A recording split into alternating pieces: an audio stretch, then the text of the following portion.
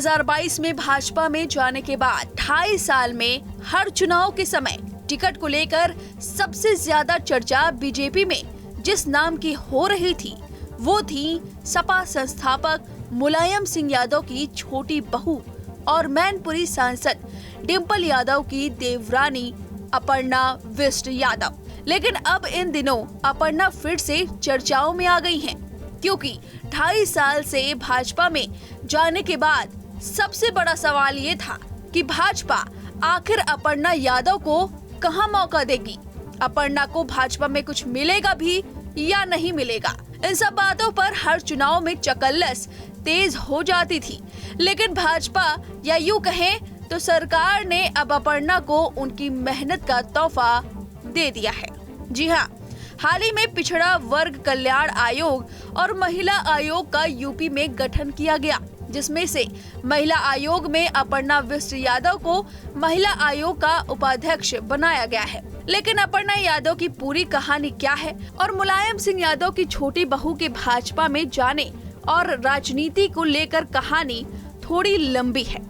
आज हम इस वीडियो में वो पूरी कहानी आपको बताएंगे। दरअसल 2022 में विधानसभा चुनाव से ठीक पहले अपर्णा यादव समाजवादी पार्टी का दामन छोड़ भाजपा के साथ आ गई थी। उम्मीद थी कि भाजपा अपर्णा यादव को 2022 विधानसभा में मौका देगी, लेकिन भाजपा में जाने पर भी अपर्णा यादव को भाजपा ने विधानसभा में टिकट ही नहीं दिया।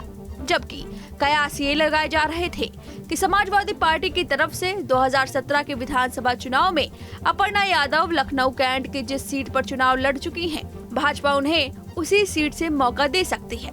लेकिन ऐसा हुआ नहीं और चुनाव दर चुनाव हर बार ये चर्चा तेज हो जाती है कि विधानसभा का उपचुनाव, लोकसभा चुनाव, राज्यसभा चुनाव और तो और विधान परिषद के ही रास्ते अपर्णा बिष्ट यादव को भाजपा सदन में भेज सकती है। लेकिन 2.5 सालों में यह चर्चाएं सिर्फ सियासी सरगर्मी ही बनकर रह गई थी। दरअसल अपर्णा बिष्ट यादव 2022 जनवरी में भाजपा का दामन थामने से पहले ही मुख्यमंत्री योगी आदित्यनाथ की तारीफ में कई बयान दे चुकी थी और वे मुख्यमंत्री की करीबी भी बताई जाती हैं। दरअसल अपर्णा सीएम योगी आदित्यनाथ को अपना बड़ा भाई मानती हैं।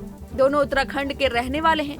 चुनाव की बात करें तो 2024 में ये चर्चाएं तेज थी कि अपर्णा यादव को मैनपुरी की सीट से अपनी जेठानी डिंपल यादव के खिलाफ चुनाव लड़ने के लिए उतारा जा सकता है। लेकिन भाजपा ने 2024 में अपर्णा को कोई मौका ही नहीं दिया। इतने सब के बावजूद अपर्णा लगातार भाजपा में चुनाव दर चुनाव काम करती रही और जो जिम्मेदारी दी गई उसको निभाती गई, जिसके बाद अपर्णा को अब महिला आयोग का उपाध्यक्ष बनाया गया है। अपर्णा यादव बिष्ट की बात करें तो अपर्णा बिष्ट का जन्म 1 जनवरी 1991 को हुआ था। उनके पिता अरविंद सिंह बिष्ट एक मीडिया कंपनी में थे। सपा की सरकार में वह सूचना आयुक्त भी रहे। अपर्णा की मां अंबी बिष्ट लखनऊ नगर निगम में अधिकारी हैं। अपर्णा की स्कूली पढ़ाई लखनऊ में हुई। अपर्णा ने ब्रिटेन की मैनचेस्टर यूनिवर्सिटी से इंटरनेशनल रिलेशन एंड पॉलिटिक्स में मास्टर डिग्री हासिल की है। अपर्णा ने भातखंडे संगीत विश्वविद्यालय में 9 साल तक शास्त्रीय संगीत में औपचारिक शिक्षा ग्रहण की है। वह ठुमरी की कला में निपुण है। फिलहाल महिला आयोग का उपाध्यक्ष बनाए जाने पर अपर्णा आगे राजनीति में और क्या कुछ कदम उठाती हैं, अब ये देखने वाली बात होगी। Bureau report, news nation.